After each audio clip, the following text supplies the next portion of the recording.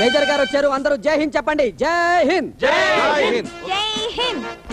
జై హింద్. చూడు మిస్టర్, దేవుడు మనకి 2 చేతులు ఇచ్చింది, ఒక్కొక్క చేత్తో ఒక్కొక్క పని చేయడానికి. కుడి చేయి ఇచ్చింది మాత్రం జై హింద్ చెప్పడానికే. దేశభక్తి లేకుండా, రూల్స్ తెలియకుండా ఎడం చేత్తో సెల్యూట్ చేస్తావా? సారీ సార్, జై హింద్. No sorry. ఇప్పుడు నీకు ఇచ్చే పనిష్మెంట్ ఏమిటో తెలుసా? నేను ఆపమనే వరకు ఒక మూల నుంచొని జై హిందులు చెప్పడమే. Okay sir. జై హింద్. జై హింద్. జై హింద్. ఇంటర్వ్యూ మొదలు పెట్టమంటారా? ఇంటర్వ్యూ చేయడం అంటే అంత ఈజీ కాదురా. ఆ వచ్చిన వాళ్ళని నా తెలివైన ప్రశ్నలతో ఎలా షూట్ చేసి పడేస్తానో చూడు. జై హింద్. వాడు ఎందుకు వచ్చాడో వాడితోనే చెప్పిస్తా. ఏం పని మీద వచ్చావా? ఇంటర్వ్యూ కోసం సార్. జై హింద్. బ్రదరు, ఇంటర్వ్యూలో ఏం ప్రశ్నలు అడిగారు? ప్రశ్నలు మనం అడగాలంటే జవాబులు వాళ్ళు చెబుతారంట. మరి మార్కులు ఎలా వేస్తారు? ఆగవయ్య బాబు, అసలే టెన్షన్ లో ఉన్నాను. వాడు అమలాపురంలో బీఎస్సీ చదివాడు. ఈ విషయం వాడితోనే చెప్పిస్తా. చూడు మిస్టర్, నువ్వు ఎక్కడ చదివావు? అమలాపురం సార్. జై హింద్. ఏమడిగారు? సకాలంలో బయటకు వచ్చాను కాబట్టి సరిపోయింది. అయ్యి బాబోయ్. గోపీకృష్ణ. బాబు గోపీకృష్ణ అంటే ఎవరో పిలుస్తున్నారు. అమ్ము నేనే. ఈ ఉద్యోగం నీకు ఇవ్వడానికి నీకున్న అర్హతలు ఏమిటి? నేను చాలా ఇంటెలిజెంట్ సార్. కావాలంటే ఇప్పుడే ప్రూవ్ చేసుకుంటాను. చూడండి. చూడు మిస్టర్, ఈ ఆఫీసులో నువ్వెవరు? మా బాస్ కి అసిస్టెంట్ ని. మీ బాస్ ఎవరు? వీరే మా బాసు. చూసారా, వాడి చేతే వాడెవడో చెప్పించాను. ఆ విషయం మీకెలా తెలుసు?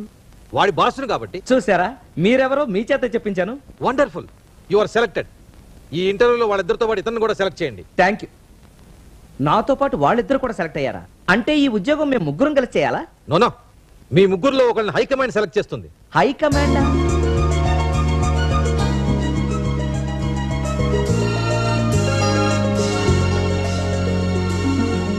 జై హింద్.